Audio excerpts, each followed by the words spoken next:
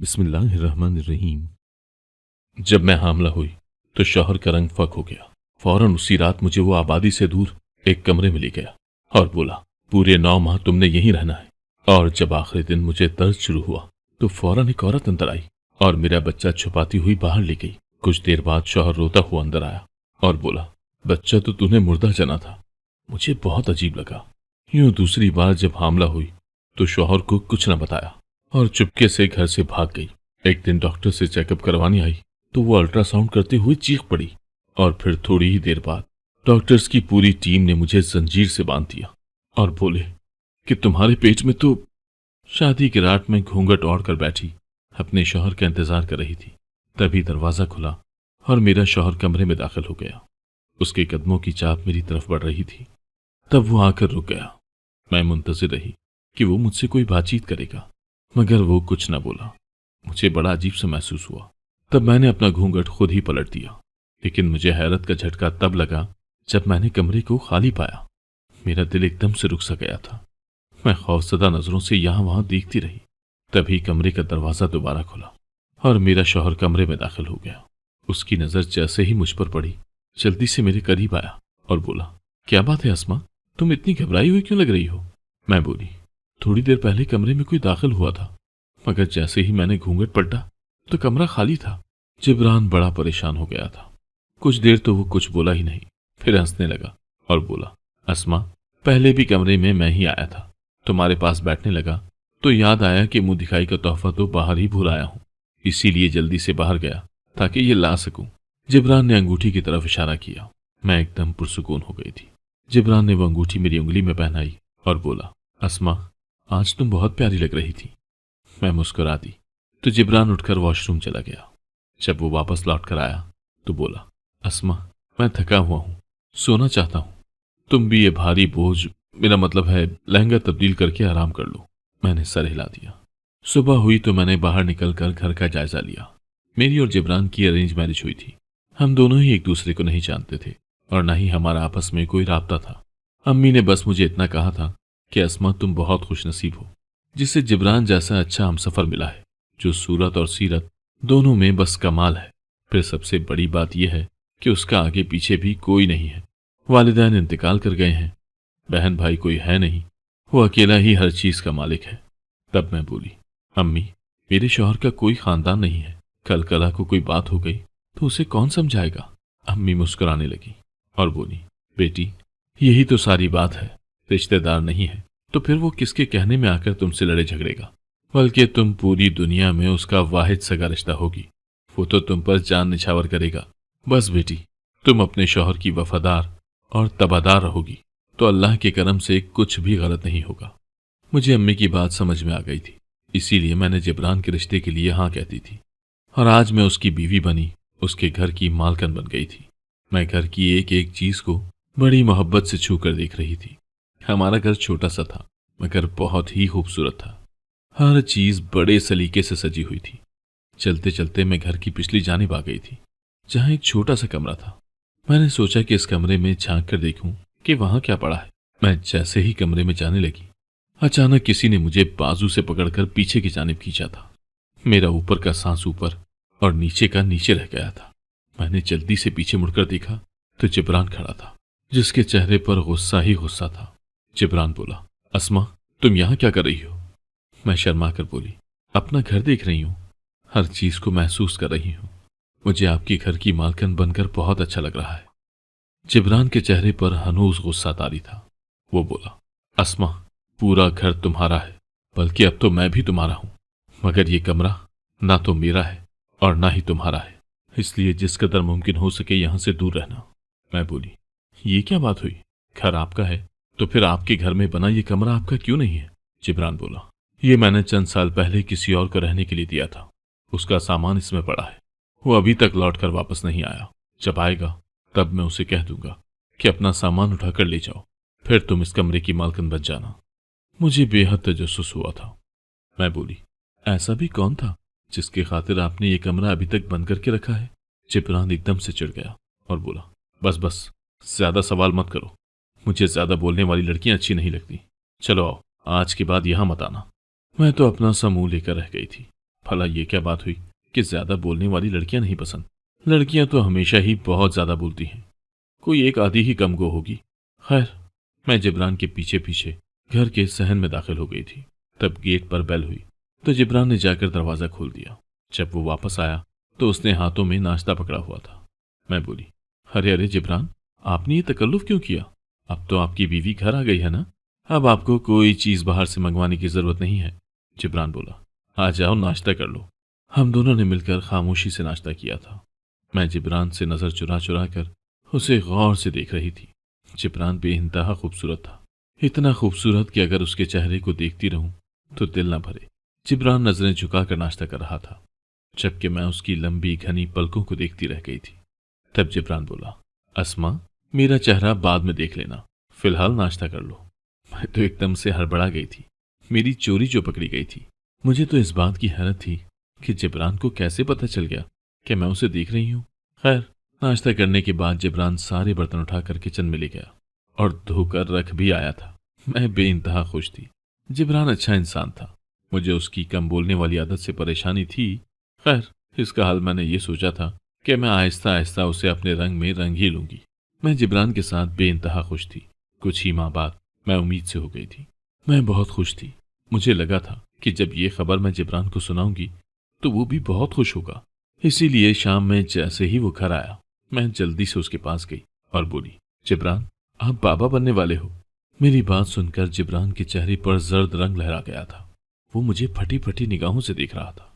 फिर बोला, मुबारक हो अस्मा, तुमने तो बहुत अच्छी खबर सुनाई है। जबकि मैं जिब्रान के चेहरे पर लिखी हुई तहरीर पढ़ सकती थी कि उसे मेरी बात सुनकर बिल्कुल भी खुशी नहीं हुई थी। मुझे उससे इस किस्म के ठंडे रद्द अमल की उम्मीद नहीं थी। मैं चुप करके अपने कमरे में चली गई। मेरी आंखों से आंसू बह रहे थे। थोड़ी देर बाद ही जिब्रान कमरे में आ गया।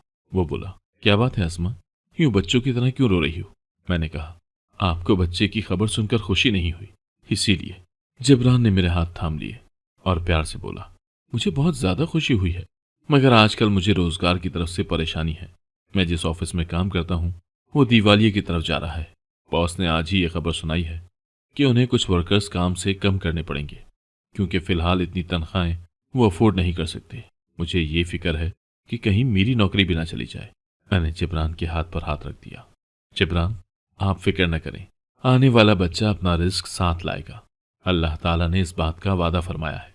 आप जानते हो ना कि अल्लाह का वादा पूरा होकर ही रहता है। मेरी बात सुनकर जिब्रान मुस्कुरा दिया था। उस दिन के बाद जिब्रान मेरा बहुत ज्यादा ख्याल रखने लगे थे। मेरी लंबी चौड़ी बातें भी सुनकर बेजार नहीं होते थे। मैं किचन में खाना बना रही थी। जिब्रान सुबह काम पर गए हुए थे। तब मुझे एहसास हुआ कि जिब्रान वापस आ गए हैं। मैं इतनी हैरान हुई और बोली, जिब्रान, आप इतनी जल्दी वापस कैसे आ गए? जैसे ही पीछे की जानिब मुड़ी, वहां जिब्रान तो क्या, जिब्रान का साया भी नहीं था। मुझे अपनी हालत पर बेइंतहा हंसी आई। मैंने सोचा कि मेरे दिलो दिमाग पर जिब्रान ने इस तरह कब्जा कर लिया है कि अब हर वक्त मेरे जहन में उन्हीं का ख्याल रहता है। शाम में जब वो वापस आए तो मैंने सबसे पहले उन्हें यही बात बताई थी। जिब्रान ने अजीब सी नजरों से मेरी तरफ देखा तो वो खुश बिल्कुल भी नहीं हुए थे। मैं खुद घबरा गई कि उनको मैंने ऐसी बात क्यों बता दी। कहते हैं ना कि हर बात शौहर को बताने वाली भी नहीं होती। खैर, हम दोनों ने मिलकर खाना खाया। जिब्रान बोले, आज खाने के बाद कहवा पीने को दिल कर रहा है। मैं जल्दी से उठी और बोली, मैं अभी बना कर लाती हूँ। जिब्रान ने मेरा हाथ थाम कर मुझे बिठा दिया और बोले, नहीं नहीं, तुम यहीं पर बैठो, आज मैं तुम्हें अपने हाथों से कहवा बनाकर पिलाऊंगा। मैं मुस्कुराने लगी थी। जिब्रान उठकर किचन में चले गए तो मैं अपने शाम के अस्कार में मशगूल हो गई थी। मैं अस्तगफिरुल्लाह की तस्बीह पढ़ने लगी थी। थोड़ी देर बाद ही जिब्रान कहवा ले आए तो हम बातें करते करते कहवा पीने लगे। मुझे नींद आ गई तो मैं सोने के लिए चली गई, जबकि जिब्रान टीवी पर खबरें देखने में मसरूफ थे। मैं ऐसी गहरी नींद पहले कभी नहीं सोई थी, क्योंकि प्रेगनेंसी की वजह से मुझे रात में उठ उठ कर बाथरूम जाना पड़ता था। सुबह 4 बजे के करीब मेरी आंख खुली तो मैंने जल्दी से लैंप चलाया और बाथरूम चली गई। जब मैं वापस आई तो मुझे जिब्रान नजर नहीं आया था।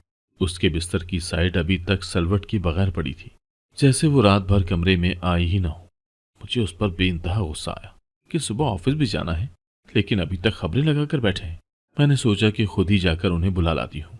मैं जब कमरे से बाहर निकली तो लाउंज खाली पड़ा था, टीवी भी बंद था। मैं बेहद परेशान हो गई कि आखिर जिब्रान रात के इस पहर मुझे कुछ बताए बगैर कहाँ जा सकते हैं। मैं सहन में निकली तो वो भी खाली था। मेरा दिल घबराने लगा था।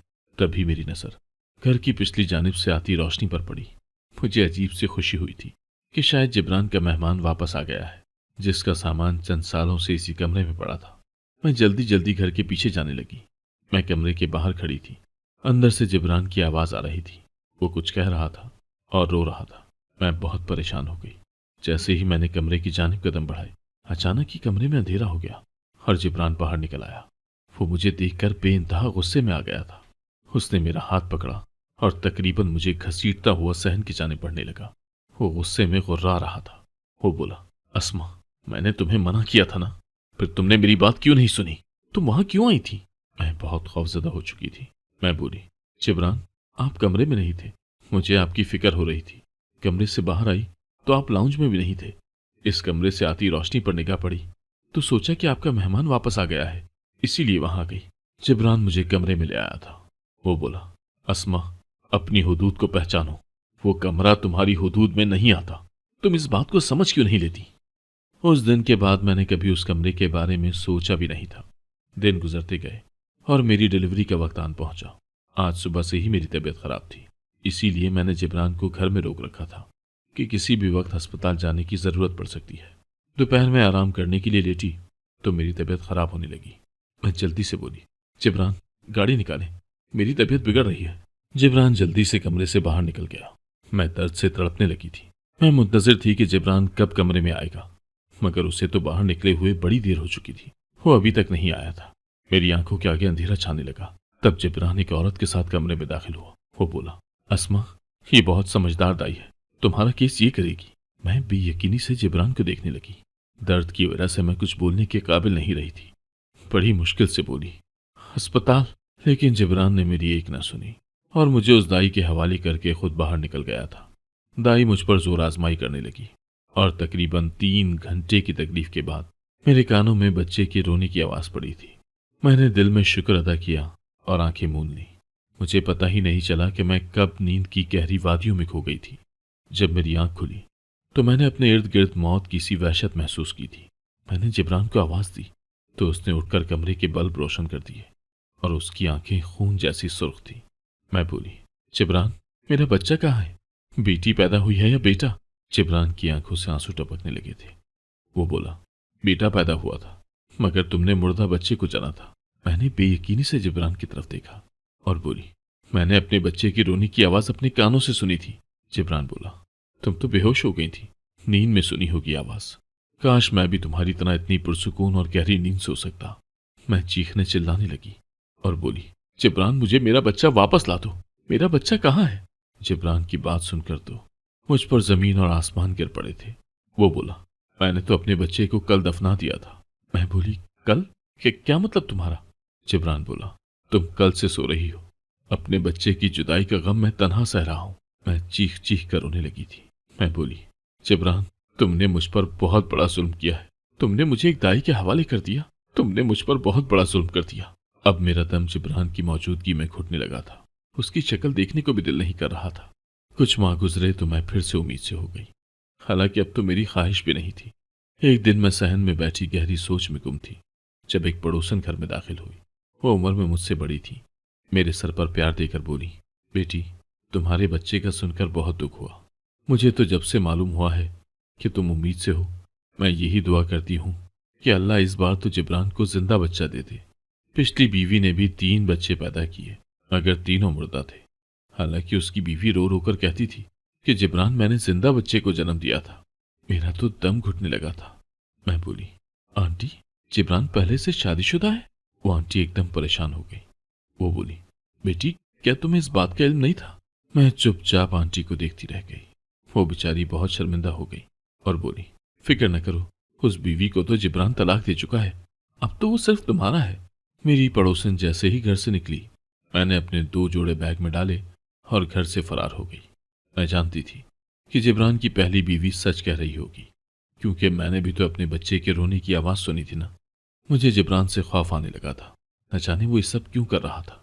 मैं अपने वालिदैन के घर नहीं जा सकती थी, क्योंकि जिब्रान वहां मेरे पीछे आ जाता और मेरे वालिदैन मुझे उसके साथ जबरदस्ती ही घर भेज देते।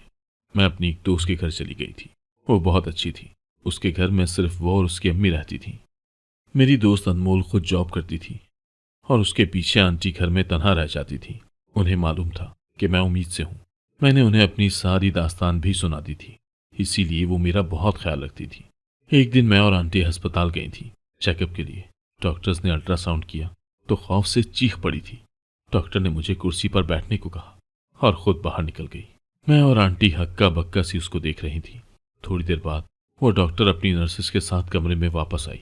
उसने मुझे बेड पर लेटाकर जंजीरों से बांध दिया था। मैं तो खौफ से थर थर कांपने लगी थी। आंटी ये सब देखकर गुस्से में आ गई थी।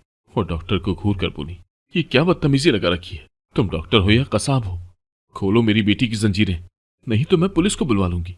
डॉक्टर बोली, अम्मा आप फिक्र क्यों कर रही हैं? ये सब हम आपकी बेटी की बेहतरी के लिए ही तो कर रहे हैं। ये देखें, इसके पेट में आधा इंसान का बच्चा है और आधा हैवान का। ये बच्चा पैदा नहीं होना चाहिए। अगर पैदा हो गया तो माँ अपनी ममता के तहत इसको पालने लगेगी, मगर तब तक बहुत तबाही मच जाएगी। हम इस बच्चे को खत्म करना चाहते हैं। अम्मा आप अबॉर्शन के कागजात पर साइन कर दें। आंटी बोली, आप मेरी बच्ची को छोड़ दें अभी और इसी वक्त। मैं मालूम करती हूँ कि क्या मसला है। आंटी मुझे अस्पताल से बड़ी मुश्किल से बाहर निकलवा कर लाई थी। मैंने आंटी से कहा कि मैं अपने शौहर के घर जाना चाहती हूँ, वही बताएगा कि आखिर क्या माजरा है। हम दोनों घर चली गई थी। घर खाली पड़ा था। मैं आंटी को घर के पीछे ले गई। मेरी हैरत की इंतहा न रही। वो कमरा खुला हुआ था। जिब्रान भी वहीं पर बैठा हुआ था। मैं कमरे में दाखिल हो गई। जिब्रान मुझे देखकर बहुत खौफजदा हो गया था। मैं बोली, जिब्रान मेरे पेट में पलने वाला बच्चा आधा इंसान है और आधा हैवान। इसके पीछे क्या राज छुपा है? मुझे वो तुमसे जानना है। जिब्रान रोने लगा और बोला, अस्मा मैं एक गुनहगार और खताकार इंसान हूँ। मैं अपनी जवानी के दिनों में बहुत बड़ा गुनाह कर बैठा था। हमारे घर में एक औरत काम करने आती थी। कभी कभार उसके साथ उसकी जवान बेटी भी आती थी। वो बहुत खूबसूरत थी। मैं उस पर फिदा हो गया। मैंने उससे कहा कि मैं तुमसे शादी करना चाहता हूँ। वो भी इंतहा खुश हुई थी। हमारी दोस्ती हो गई और मैंने उसकी मासूमियत का फायदा उठा लिया, जिसकी वजह से वो हामला हो गई। उसने मुझ पर बहुत जोर डाला कि मैं उसे रुखसत करके घर ले आऊं, लेकिन मैंने साफ साफ इनकार कर दिया। तब उसने मेरी वालदा को मेरी हकीकत बता दी। तब मैंने सबके सामने उसके मुंह पर थप्पड़ दे मारा था। मैं बोला, भरी दुनिया में मेरे लिए तुम ही रह गई थी क्या? मैं तो जूता भी ब्रांड का पहनता हूँ, फिर तुम जैसी कमजात से दोस्ती क्यों करने लगा? वो रोती हुई घर गई थी। फिर मुझे मालूम पड़ा कि उसने अबॉर्शन करवा लिया था। कुछ अरसे बाद मेरी शादी अम्मी ने कर दी। मेरी पहली औलाद ऐसी ही हुई थी। उसने 2 घंटे दुनिया में सांस लिया और फिर चल बसा। मैं और अम्मी बहुत परेशान थे। पीर साहब के पास गए तो वो बोले, जिब्रान तुम पर तुम्हारी किसी महबूबा ने काला जादू किया है। ये काला जादू बहुत ज्यादा सख्त है। ये कई कई माह चिल्ले काट कर किया गया है ताकि तुम्हारी औलाद इंसान और हैवान का मिक्सचर हो। मैं तुम्हारे लिए तोड़ कर देता हूँ। मैं बहुत खौफजदा था और फिर वही हुआ जिसका डर था। वो पीर चिल्ला काट रहे थे कि इंतकाल कर गए। मुझे मालूम पड़ गया था कि वो शैतानी कुव्वतों का मुकाबला नहीं कर पाए। मेरे 3 बच्चे ऐसे ही पैदा हुए थे। मैंने अपनी बीवी से कहा कि तुम बच्चे मुर्दा जनती हो। उसे मेरी बात का यकीन नहीं था, इसीलिए मुझसे तलाक लेकर चली गई। इस वाक़े के 10 साल बाद मैंने तुमसे शादी की, इस उम्मीद पर कि क्या पता अब वो जादू कमजोर पड़ गया हो, मगर ऐसा नहीं हुआ। तुमने बच्चा जिंदा ही पैदा किया था, मगर फिर वो मर गया। मैं अजीब सी नजरों से जिब्रान को देखती रही। मैंने उससे तलाक का मुतालबा किया तो उसने मुझे तलाक दे दी। कुछ अरसे बाद मैंने इस बच्चे को जन्म दिया था। वो थोड़ी देर ही जिंदा रहा और फिर मर गया। उस बच्चे के साथ मैं भी अंदर से मर गई थी। मैं अपने वालिदैन के घर वापस चली गई तो उन्होंने मुझे बोझ समझकर सर से उतारने की कोशिश नहीं की थी, बल्कि मुझे बहुत मान से अपने घर में रख लिया था। मैं एक खुशहाल जिंदगी गुजार रही हूँ, मगर मेरे दिल से वो दुख और खौफ नहीं चाहता। अगर आपको आज की कहानी पसंद आई है तो वीडियो को जरूर लाइक कीजिएगा और अपने दोस्तों के साथ भी शेयर कीजिएगा। और हाँ, अगर आपने अभी तक हमारा चैनल सब्सक्राइब नहीं किया तो जरूर सब्सक्राइब करें। मिलते हैं कल एक नई और दिलचस्प कहानी के साथ। अल्लाह हाफिज।